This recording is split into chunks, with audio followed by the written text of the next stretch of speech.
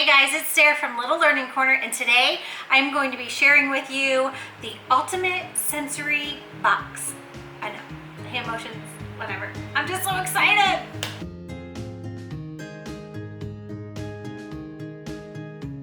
Okay, if you follow me on Instagram, then you know I have been waiting for this box to come, and the day has finally come. So the ultimate sensory box is for kindergarten teachers or preschool teachers who have sensory bins set up in their classroom, or if you're a homeschool mom and you want sensory bins set up at home, this box is for you.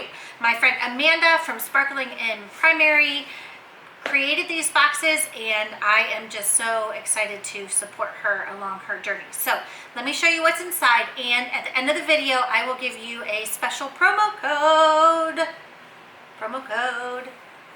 to help save you some money, because after all, we're all teachers on a budget. So let's get started. I'm going to show you what's inside, and I have my bin ready so we can put all of the stuff in there.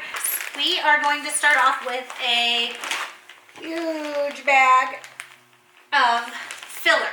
Now the reason why she gives you this large bag is because when you're all done with your sensory bin, then you can store everything inside of this, so that way it's just easy storage for you. So this is the filler. So we're going to put this inside of our little bin. Fluff it up a little bit. See? Okay. And this box, the theme is penguins. So this would be good for all of the winter months, really. There's so many activities in here that it could last you easily 3 months throughout the winter doing different activities with it. So along with the sensory bin stuff, she gives you activities, and the first activity in here would be the 10 Playful Penguins book. So I'll show you more on that later. Let's just go ahead and look and see what's inside. We have little grabbers, so we're going to put those in our sensory bins, and these are clothespins that she has these cute little jewels on. We're going to put those in because those are needed.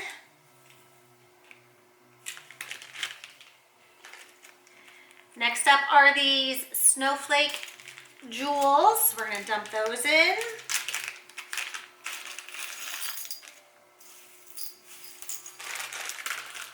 Okay, and now we have these penguin finger puppets. But we're going to put these in the sensory bin too. Next up are letter beads. I know you probably can't see them very well, but they are letter beads. So we're going to dump those in.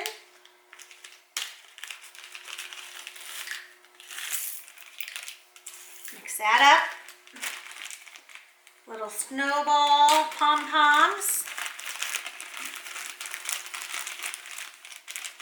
These are so cute. Sensory bins are amazing for kids. They just really stimulate their learning. Obviously, they're good for all of your sensory learners. And there's so many activities that you can tie into it, which is why Amanda created this box. She knew that there was a lot of learning opportunities to be had with sensory bins. So these are little trees. You can put these in the bin, or if you don't want them to get messed up, you can keep them out because they are going to go with another activity that she has included. But I'm just going to put them in the bin carefully. Okay. Next up are these snowflake, like, I'm just going to say bracelet wiring. And this is going to be for an activity that I will show you in just a second. So we're going to set those aside. Okay, in the box, oh, I mean, seriously, how cute are these? So her dad actually handmade and painted these extra pieces in the box. And she said she's going to have something special like that in every box. So this is the penguin pond, or the water, and this is the penguin, like the iceberg and the snow cap. So we're going to set that out aside. Okay, next guys, this is where all of the magic happens, like for real, okay? So she will send you with every box a folder, and in the folder are 12 to 16 different activities. What she does is she goes over and she tells you what's included in the box, the instructions for it, how to clean up and store and organize your sensory bins, and she even gives you ideas on what to say to the kiddos to have them get involved in helping clean up. Okay, and she links a standard to cleaning up. Yeah, she has all of the standards for all 16 activities included. She tells you step by step on how to do a read aloud with your 10 Little Penguins book. Okay, then we have a Playful Penguins story retell. Okay, where they are going to take items out of the bin and place them onto the story mat as they retell the story. Okay, we have a penguin play. And this is, she has it leveled where you can trace it or color in the letters. But what you do is you pull a letter bead out of your sensory bin, find it on your sheet and color it or trace it. We have the Penguin Play Winter Words. So you're going to choose a winter word card, which you bet is included in your package. All of these word cards. Okay. And then you're going to find the letter beads in your sensory bins to build this word. Then you can even string them onto your little snowflake string.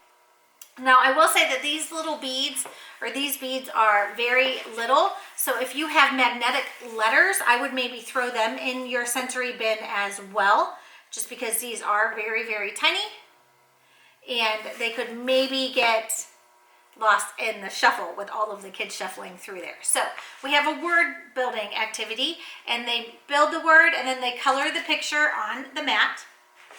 Then of course we have our CVC words, and I just can't say it enough. Like, she did an amazing job. So she has all of these CVC cards, CVC word cards, picture cards I should say, and the kids have to build the words using the letter titles in the sensory bin. So for example, this is bus. So they would find B-U-S, and then they're going to record it on the recording sheet that she has included. Hello? All right, math. If you want some math, here we go. We got math stories.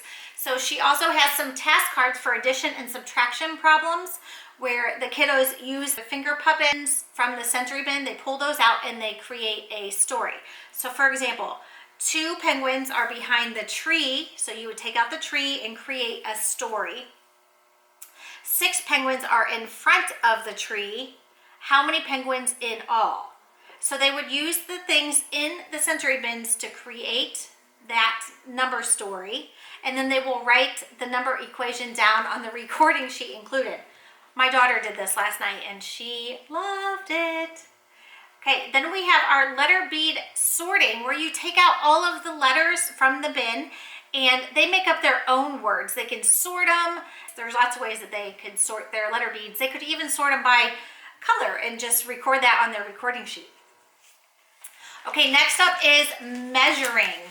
Yes, she even included measuring. So she gives these adorable measuring cards, and what the kiddos do is they measure the objects on the cards using a measurement of their choice. So for example, they could use the snowball, oh my goodness, the snowball pom-poms in their sensory bin. How many snowballs does it take to fill that up? They could use their penguins, they could use the sequence snowflakes, or they could even use the beads. So we have 9 measuring cards included.